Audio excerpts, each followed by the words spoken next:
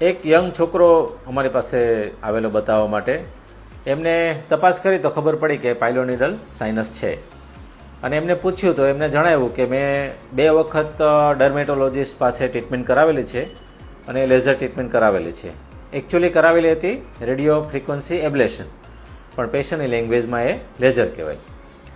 પછી પેશન્ટનો સવાલ એવો હતો કે શું 3જી વાર પણ લેઝર ટ્રીટમેન્ટ થઈ શકે?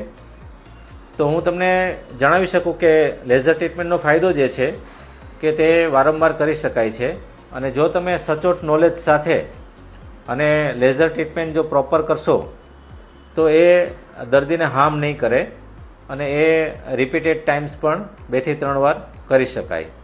અને આ પેશન્ટમાં સારું એ હતું કે 2 વખત ટ્રીટમેન્ટ કરાવીને પેશન્ટે તો એને પાયલોનિક સાઇનસની જે સાઇઝ હતી એ નાની થઈ ગયેલી.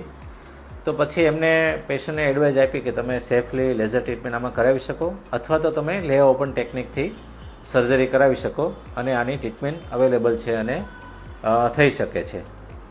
Thank you.